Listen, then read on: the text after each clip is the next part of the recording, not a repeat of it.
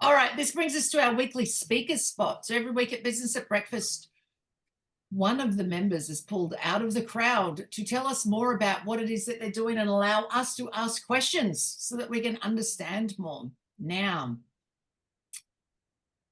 so I picked someone who's going to be horribly unhappy with me. However, these are the times. Roger, wasn't entirely planning on picking you, but I am going to because I have to say, mold is completely on my mind.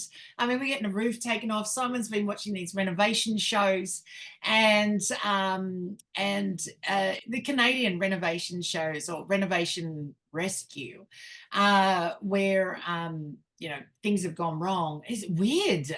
It's called Homes Makes It Right or Homes for Homes. There's a couple of different versions, but ultimately it's a Canadian lad who is a builder, and he gets his crew to come in. He'll hear a story of someone bought a house. They thought they'd done all the right things. They paid for a building inspector to come through and go through everything, but the building inspector didn't do the report properly or didn't do their job properly.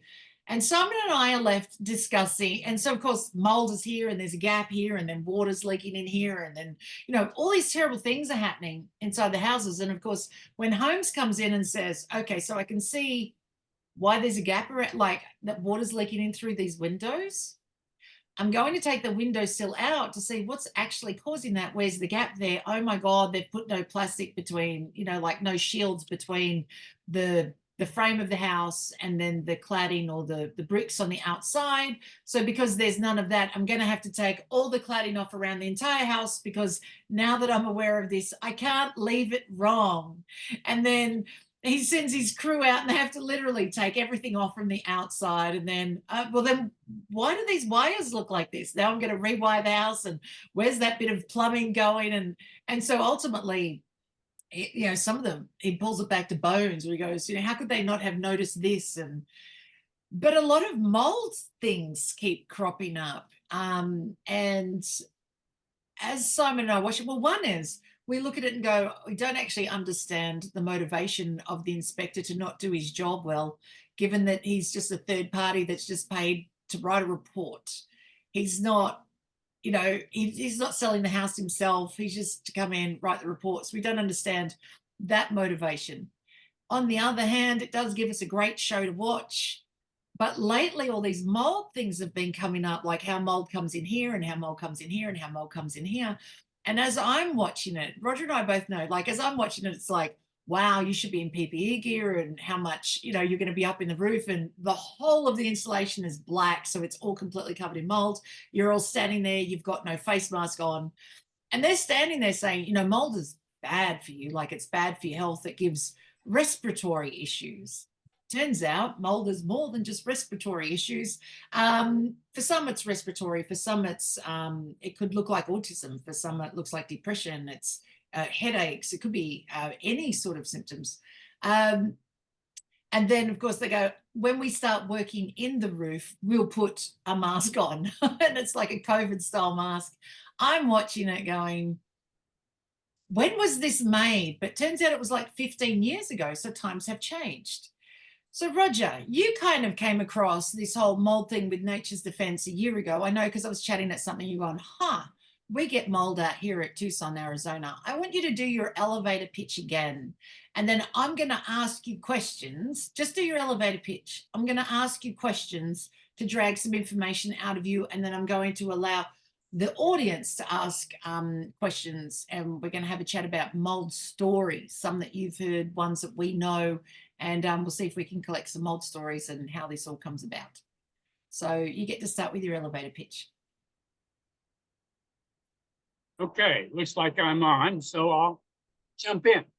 Okay, I'm Roger Scherrer, Tucson, Arizona, US, and I'm a mold kill and remove specialist. I sell Nature's Defense mold kit for $2,000 US.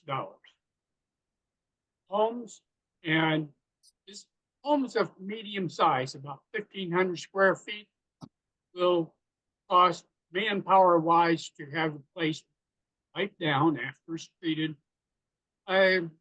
Cost on the labor on that is going to be about $1,500. So if you have a home business of about 1,500 square feet, you're going to spend about $3,500 either doing it yourself or having someone do it for you. Okay, That's excellent. longer than 30 seconds. That's all right, Roger. That's all right. So, so you sell the mold kill and removal kits. Who, who would you sell it to? So obviously people who have mold at home. Because I know you've been collecting mold stories lately. So you've been chatting to people around Tucson and like, do you have mold? Do you have mold? Do you have a mold story? I noticed that you've been collecting some in the news. You got one in the news the other day. What was it was around New York or something? It was up in New York State.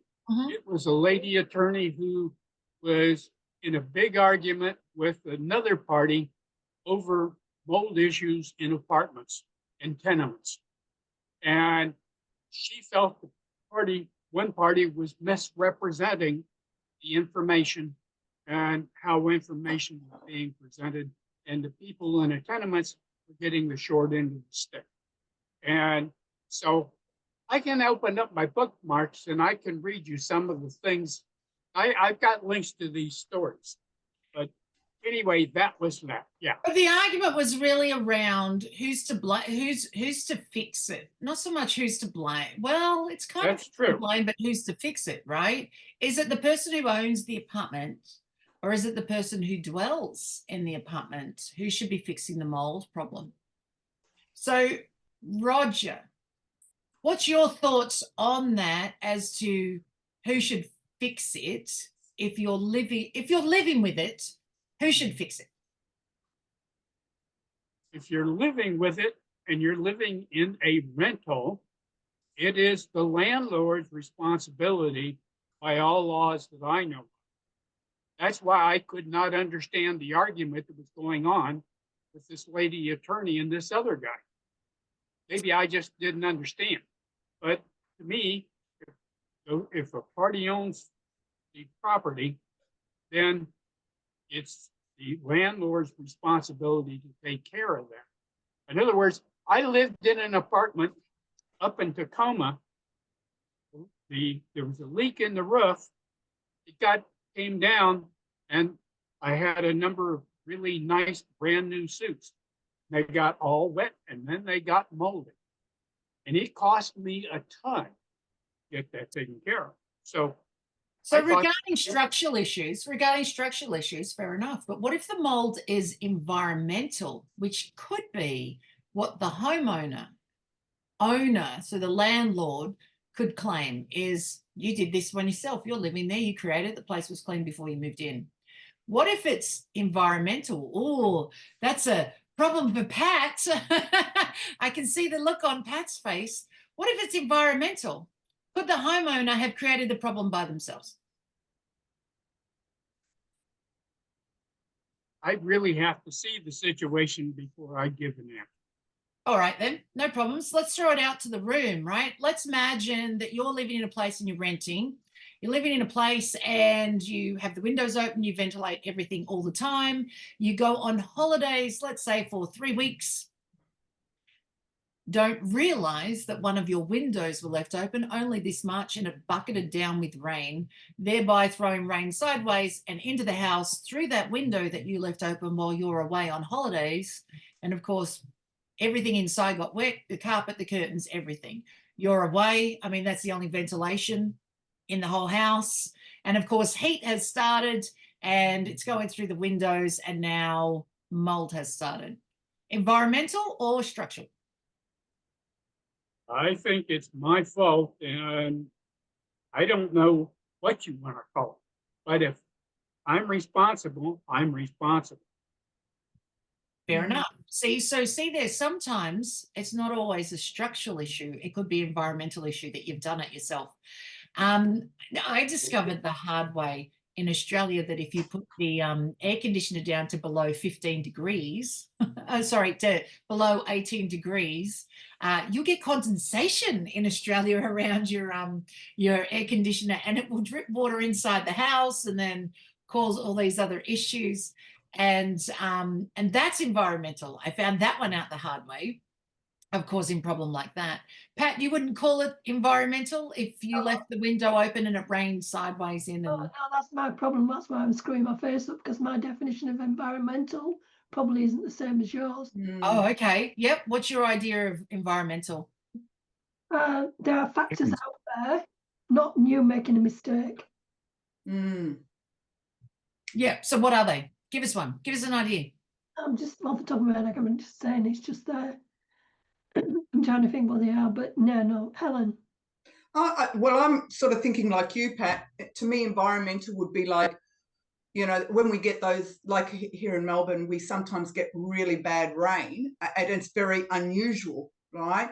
And it just buckets down, and then all of a sudden we've got flooding happening in all over. That to me, is more probably environmental rather than structural. Okay, so that's yeah, that's a life problem, right? So if it floods with rain, and then that's a life problem. But there was no real structural issue but the rain got in because it rose too high, and however it is, it ended up in. Well, then that becomes the landlord's problem. So here's an interesting thing to think about with mold. It might be the landlord's problem in regards to insurance and things like that. But if mold has started and you're living with it and you're getting ill, now whose problem is it? I mean, technically it might be the landlord's, but you're ill and are living with it. Whose problem is it? Well, it's your problem, but in terms of getting it fixed, it is the landlord's problem, because you know, per your rental agreement is that they're supposed to provide you with a house that you can live in. Now, if for some reason, as you've been living in that house and the mold has now become a problem, then they have to fix it. And you can sue the landlord. They're in the process of getting that fixed for you, and it's going through insurance, and everybody else on the street is suffering the same way, and all the contractors have been used, and you're just waiting your turn. Whose problem is it? Well, it's yours. Yours until you get the thing. Well, then again, that could potentially go through an insurance claim with the landlord's insurance, because if it's actually causing that much of a problem, right? Let's say it is affecting whatever, right? You can't breathe or whatever mold does. There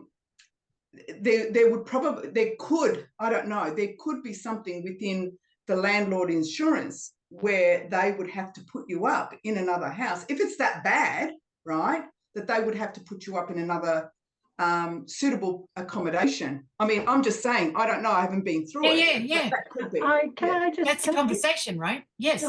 Can I give you the example of my sister? Sure. She was, at the time, she was renting in Sydney. Yes, we actually went there.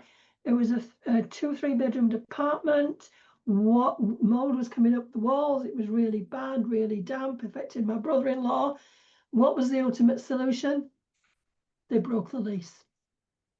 They called the police. No, they broke the lease. Oh, broke the lease. Sorry. They broke the lease. Sorry.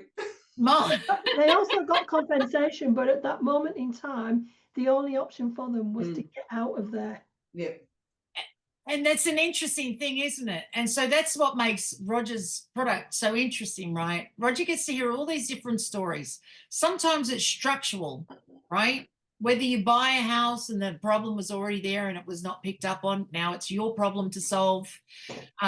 Sometimes you move in, you rent a place and the problem was there, nobody knew of it, or you definitely weren't aware when you moved in, but you're stuck living with it. Sometimes it's environmental in that the home user creates the problem. They left the window open, they were on holidays, the place is turning moldy, like now it's your problem. You know, you didn't put the fan on in the bathroom ever and just let it be damp in there all the time. That's a problem, right? And then sometimes it's acts of Mother Nature, not acts of God, acts of Mother Nature, where you know, things happen, right? So, but then it does come down to you know, the person living with it. The interesting thing around mold is it's going to cost money. If it's in a house, it's going to cost money. So who is it going to cost?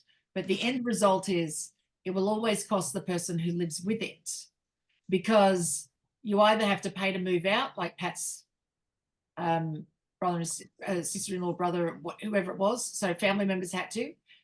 Cost to move out, cost to remedy it, whether take the walls out and put new walls in, or Roger's solution, or cost of health. Just live with it, argue your case until you nearly die from mold inhalation.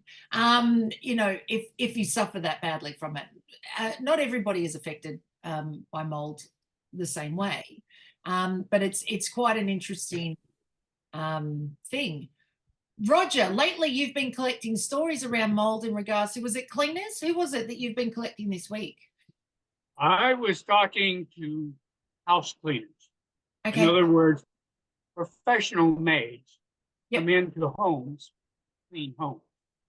And what I've learned from them is they don't use bleach, and they will clean it if it's a small spot.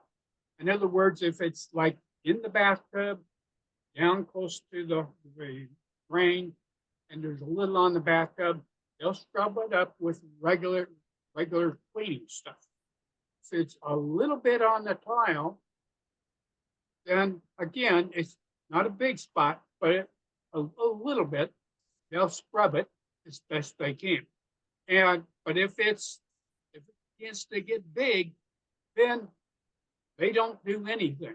They just tell the land or the people that are living there that you've got a problem and you're going to have to call somebody to fix it. And they don't recommend anything. They just leave it with the people. It's their problem. That's interesting. The American version of mold with cleaners is really interesting.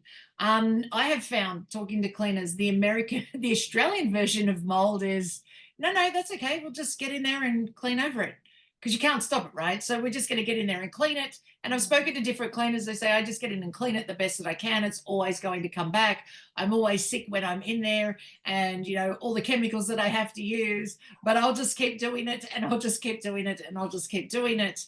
It's, and you can't stop it, because, you know, that's, the place has a lot of houses and it's a humid place. Yes, I know. Violet Beauregard is back. Isn't that interesting? I noticed that too. So yeah, that's interesting in regards to cleaners. Does anyone have a mold story besides Pat? Like Pat had one. Does anyone else have it? Yep. I have. Yeah. So we live in an apartment in Docklands, and it's all windows. So when we moved in here 15 years ago, we rented for the first 2 years, and there was a little bit of mold kind of happening. And so we were recommended to buy a dehumidifier. So we have dehumidifiers. So through the winter, we have to have them on. And every day, without fail, there is a bucket of water collected from one dehumidifier. We have 2 of them going through through the winter. 2 buckets of water each day, almost all the way through winter, that gets collected, and that stops completely the mold happening. The little bit of what kind of looked like mold, yeah. So, has anyone lived in Darwin, like in Australia? Anyone lived in Darwin? I'll get to you in a sec, Pat. Has anyone lived in Darwin? I had a friend who lived in Darwin, and he said you can't, particularly as it's getting towards summer, like winter, maybe not, you have to run your air conditioner, but as it's outside of winter, he said 100% of the time the air conditioner never gets turned off, because you will get mold overnight. That's how humid it is up there. They just said you just run it and you accept it. He said he like, I would watch him. He would, instead of making his bed in the morning, he would get his doona, so his main blanket. He said, you got the air conditioner on all the time, so you're cold, you go to bed, you got blankets. And he said, it's just easier to, he was in an apartment, he said, to just hang it on the rail outside and let it air dry. And then I'll come back and remake the bed. But the air conditioner doesn't get turned off. You go on holidays, you run it while you're away, because it's that damp, mold will creep through.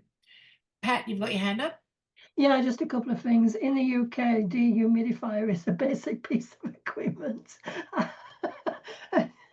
And okay, we were in an office for 5 years, and it was one that was sort of, And it turns out this was the time, if people remember or knew me then, for a few years, I spent most of meetings coughing. For years, I was coughing. And Karen, my daughter, kept telling me it was the heaters. There were 30, 40-year-old heaters that hadn't been cleaned out properly. And every time you put them on, something was going into the atmosphere. But also just below us was a toilet block. And they did some renovations after we left. And the mold that was in those walls and in those, they took those radiator systems out, and it was absolutely filthy. That's what I was breathing in for 5 years. Yeah, it's quite interesting. Roger, are you able to tell us how fast it is for mold to start growing? I mean, we may not see it, but do you know the time frame for mold to start growing? What the combination is? It doesn't really take long.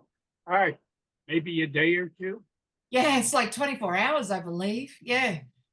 Well, if you're going to make sourdough, Damp dirt in 24 hours, like, yeah, all right, the sourdough. point Give us is, the idea, right? Yeah. sourdough, if you're want to make sourdough bread and you want to make a sourdough starter, Yeah. and basically you start out with flour and with water, and basically you cover it and let it sit for basically a day, and then you go in and maybe stir it a little bit and just let it sit. In about 3 days, you've got a good starter. And it's growing, right? Okay, yeah, it starts right away. Well, I'll just leave it at that. I don't want to say what I pulled out of the refrigerator. There's some mold that's good for you. I had sourdough bread last night. Someone was cooking. There you go. Well, thank you so much, Roger, for allowing us a conversation around what it is that you do with the mold kill and remove. Your method is not a method of take the walls out. It's not a traumatic for the household or for the building, is it? Because it's not take the walls out and put new ones in. What's your method? Well, you know that very well. I know, but we have an aerosol that we release. It's like a bug bomb, only it's a little aerosol that releases natural products that come from Australia, but from nature, and you can be in the room while it's going on, and it goes for about 30 hours, and then someone comes in and wipes it all down. It can be me, it could be somebody I hire, or the person in the place that they're in. You can be in there while the aerosol is working. Very simple, very quick. I like how you've described that. It's like a bug bomb, so sort of like a cockroach bomb where you put it in, except you can stay in the house while it's happening. With a cockroach bomb, you put it in. This is how we use ours. You put it in, you leave the house for a couple of days, and you go back, you vacuum up the dead bodies afterwards. But what I'm hearing from you is it's kind of like it's like a mold bomb. You put it in, and then like 30 hours later, you basically wipe all the dead mold spores that are on the walls and on the surfaces. Sorry, on the walls, all the surfaces, and in the scar, in the air. Well, because they'll die and fall to the surface, and then you just go and wipe them off. So basically, you vacuum off the dead bodies afterwards. You just can't see those ones, and they're done afterwards. But that's a pretty simple system, as opposed to ripping the walls out. And then it resets the house, right? So that then the person who's feeling ill, the mold's not in there so much. It might come back if it's structural, like there's something that's causing it. If it's environmental, it's reset the house, but it will also reset the house. It's fast for mold to start growing, but it takes quite some time for it to be at that point where it's really harming you, even if you might be able to see it. So to reset the house, well, let's say you might have to wait 6 weeks or 6 months for a contractor to come through to be able to live in the house. It is definitely an easier option than moving or staying in a hotel or fighting with someone to, could you come and do something about it now as well. So thank you, Roger. Thank you so much for having this mold conversation with us, and thank you, audience, for participating.